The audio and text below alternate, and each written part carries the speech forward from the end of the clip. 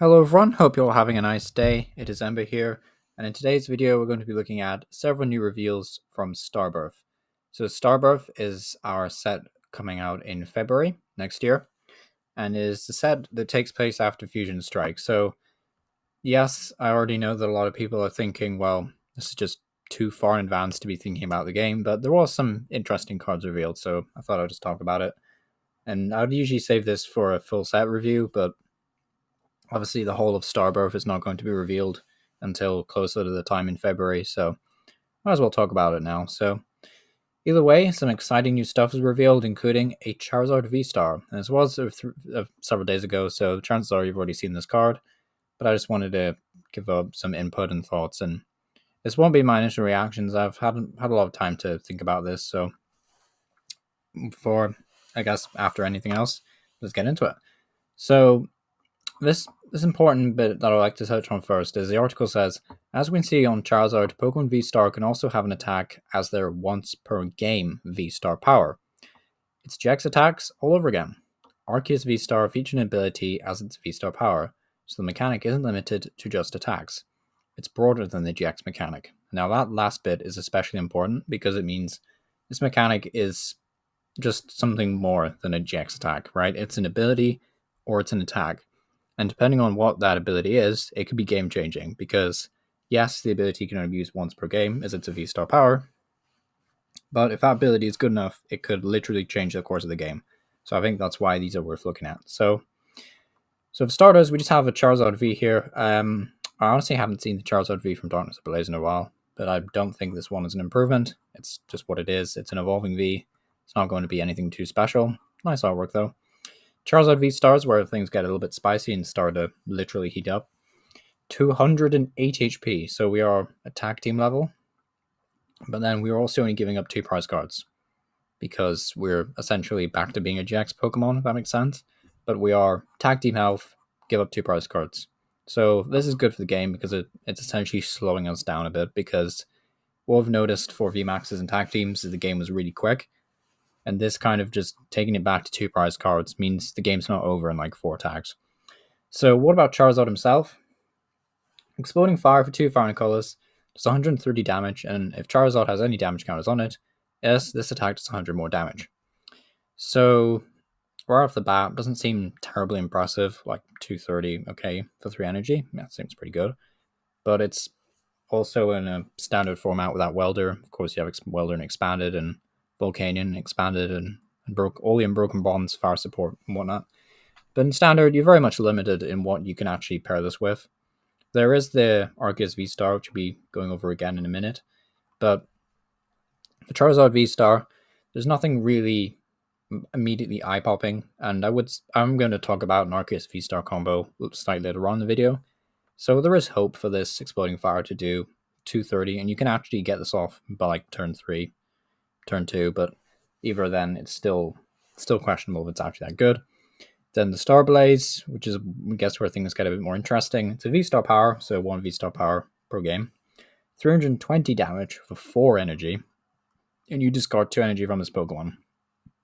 As far as I'm aware, apart from the Yveltal from what's that special set? The one where they all came out in. Anyway, it's a Yveltal that does like basically just does infinite damage with 5 energy. Well, Charizard V-Star does the most base damage, I think, of any card ever printed. So 320, huge number. This is obviously 10, 20 damage, I guess, in some cases, short of knocking out every single VMAX in the game, but it's still really impressive. And of course, you can play Zigzagoon, play Vitality Band if you really wanted to. But either way, this is like a really good attack. Any of these kind of attacks that are moderately easy to pull off and do all this damage, they're probably pretty good. Plus, if you're attaching 4 energy to use Star Blaze, you discard 2 of them, you just have to reattach 1 and start hitting with Exploding Fire. So, seems like a pretty good attack. Will this be good enough? I'm not sure yet. But if you're thinking, well, how do I get all the energy on Charizard V-Star in the first place? Well, there is a solution. There is 2 solutions, actually. There is Trinity Charge on Arceus V. It was a moderately generic card, like 130 for 3, it's pretty terrible, but Trinity Charge, search your deck for 3 basic energy cards and attach them to your Pokemon V in any way you like. So you can use Trinity Charge to try and power up a Charizard Vstar. And you can actually do this going second because there is a double colorless reprint coming later on. It does mean you deal 20 less damage, I should say. That was a mess of words. But turn 2 charge doesn't do any base damage anyway, so that won't affect you. So you just slap the double colorless on going second, and then you search your deck for the energy and attach some Charizard V. The next turn you evolve up, and then use Star Blaze or whatever you want to do. So then Arceus Vstar is where things do get interesting, and this is interesting because of the triple, not the triple, I said triple acceleration energy, but the double colorless energy comes into play because suddenly this Arceus Vstar is a lot stronger. Like, I originally thought this card was pretty good anyway, but the fact that DCE is effectively coming back makes this infinitely better. So Arceus Vstar, just to recap in case you don't know what it does: weakness to fighting, resistance to nothing, retreat cost of 2, which seems to be pretty standard on all V-Stars. Gives out 2 prizes like Charizard, 280 HP like Charizard. I think that's about the average HP all these V-Stars Pokemon will have.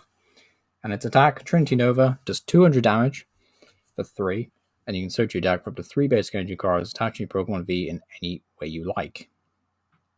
So, how you can actually pull this off on your second turn, not you going second, but your second turn, is with a basic manual fire attachment, and then of course the double colorless, and then you just do Trinity Nova for 180, because then you double colorless minuses 20 damage, and you can search your deck for up to 3 fire energy and attach them to Charizard. And that's kind of why I think this will be okay. There's obviously other partners you could play this with, like, assuming you want to make space for the double energy, you can pair this up with pretty much anything. So I just think it's really strong either way. But the ability is game-changing, right? The ability is amazing. So Starbirth says, during your turn, you may search your deck for up to 2 cards and put them in your hand. Then shuffle your deck, and then that's it for the V-Star power. So what you're essentially saying is, if you miss the double energy, like, oh, you can't find one on your second turn of the game because you want to use Trinity Nova, well, you can just use your V-Star power to search for it. And heck, maybe you even search your deck for VMAX or something, and then bench that, and then use the Trinity Nova attack. Like, this ability combined with Trinity Nova is amazing. Now, Starbirth ability, obviously you could use it to get Boss's Order and just close out a game, and it's like, wow, that's amazing. But either way, Starbirth, amazing ability, Trinity Nova, an amazing attack, still really good. It's also worth noting that 180 or 200 doesn't really affect Charizard VMAX that much. I'd say the biggest concern is that the natural 130 leading into the 200, like the 200 leading into 130, I should say, would have been amazing. But unfortunately, the 180 is what you're going to have to do if you have to use a double colorless energy. It is what it is. It was definitely done deliberately to make sure this wasn't too much of an obvious combo, I guess. But either way, I still think it's a pretty good pairing, at least for the time being, until we see Whimsicott and Shaman V-Star, which are the other confirmed ones. So we've got this bog standard 1 prize that's been around for a while now. I think this was a trend that started with Zapdos and Team Up and then continued to Hoopa. So detonating Winx for Fire Energy does 20 damage, and if this Pokemon has any damage counters on it, this attack does 70 more damage. So, oh yeah, it's not affected by weakness, but that's pretty relevant because 180 doesn't KO a Leafeon anyway, so whatever. But 20 damage, and then 90 if you have any damage counters on. Similar theme with a Charizard, more noticeably. And the reason why this is okay is because there is a stadium called Magma Basin. So we'll probably talk more about this later on, but essentially says, once in your turn, you may attach a Fire Energy from your discard pile to one of your benched fire Pokemon, and then put 20 damage on that Pokemon. So 120 HP, 20 damage, not going to mean anything in the long run. So you just slap a Fire Energy on this guy, you put some damage counters on him, you're doing 90 damage. And this is actually pretty relevant because someone pointed out 130, so 230, plus 90, you're getting all the key numbers there. It's like poetry, it rhymes, basically, as George Lucas would say. So Exploding Fire, obviously you can try and turn to this with a Magma Basin as well. That's something I probably should have mentioned earlier. But it's also just a nice note that if you're maybe trying to build a deck out of these cards, that Moltres is a nice cleanup engine. It's nothing groundbreaking, like 90 damage is not even 2-hit killing these guys. It's a 3-hit KO, unfortunately. But either way, I still think this card's could be worse, basically. That's what I'm trying to say. It could be worse. Charon's Care is where things really do spice up, though. Choose one of your colorless Pokemon with any damage counters on it, and then the crucial bit, put that Pokemon and all cards attached to it into your hand. So that might sound familiar to a lot of people who have played Expanded, because there's a certain card called Acerola that just does the exact same thing, but it does it to any Pokemon, but you have to discard the energy and the tools. Charon's Care just picks it up, everything. So what some of you may obviously notice is that this is essentially a way of picking up your Togekiss VMAX. So what you can do now is pick up your Togekiss VMAX with its double turbo energy attached to it, and then just reattach and then re-evolve, and then you've got a fresh Togekiss ready to go. Will that be any good in Standard? Question mark. Remains to be seen, but I think this is just a really good. It's like a really good card for Togekiss in Standard. Obviously, you could pair it with Arceus as well and keep all the energy. But either way, I think this is a really interesting card, and we'll probably see play. So continuing the trend of okay cards, I think this one might be the worst one revealed, but Kindler, either way, you may discard one energy card from your hand in order to play this, or you must, sorry, I think I said may. Look at the top 7 cards of your deck, choose up to 2 of them, and put them into your hand, and then shuffle the other ones back in.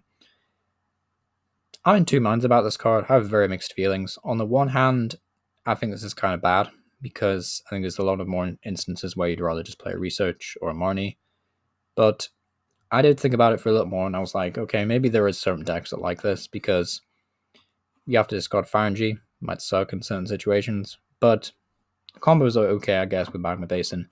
But either way, look at the top 7, and you choose 2 of them. So in theory, you could take, I don't know, your double turbo for that deck. I know I keep going back to this Arceus Charizard Vstar combo, but I think it's an easier way of looking at it. You could do that and then try and find the energy that way. Or maybe even something more abstract, like Leonzard. Everyone remember that deck?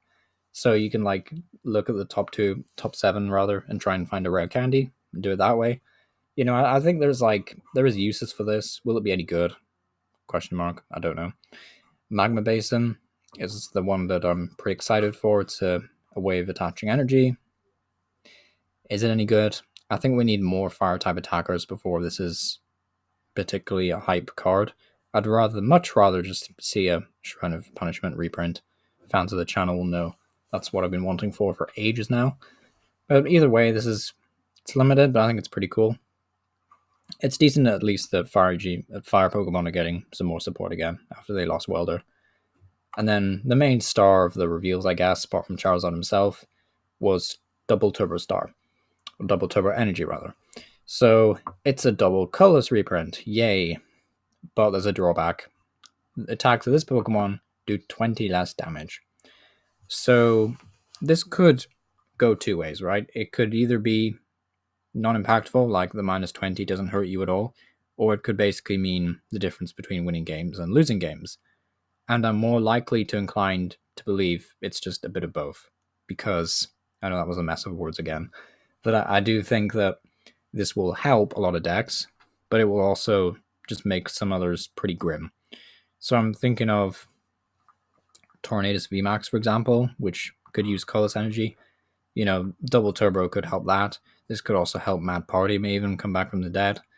But then you're also doing 20 less damage, so you have to keep an eye on that when it comes to damage output. So it could go either 2 ways. I think it's an interesting card. I kind of wish it was just do 10 less and not 20, but it's good to see that they're trying to balance it out, I guess, this time. It's also worth noting that we don't have Special Charge in the format, so you'll be only having 4 copies of this card. So, some just general information about the set. That will be the end of the card reviews, by the way, if you want to click off. But as posted before, Starbirth will release on January 14th, this is in Japan, and introduce the new Vstar mechanic. How exciting. It will feature 100 cards before secret rares, and this set will become part of our February set, Brilliant Stars. So, what I think is important to remember is there is a couple of other Japan sets that we haven't seen yet or don't know any information about. I think they were 2 of the mini sets they'll be getting are based on the Dialga and Palkia, and since this set is called Starbirth, it's leading me to believe that those Japan sets will be mixed in with Starbirth, and then we will get this Brilliant Stars set. Basically, that's my thinking at least, but I could be wrong. Maybe I'm wrong. Maybe I'm not. But either way, I think it's really exciting. A bunch of playable cards revealed. Pretty interesting. And yeah, I know View feels like yesterday that VMAX was just revealed, or even Rayquaza, but is what it is. Here with new reveals, and I'm not complaining. Yeah, I guess until next time, thank you for watching the video, and I'll see you all again.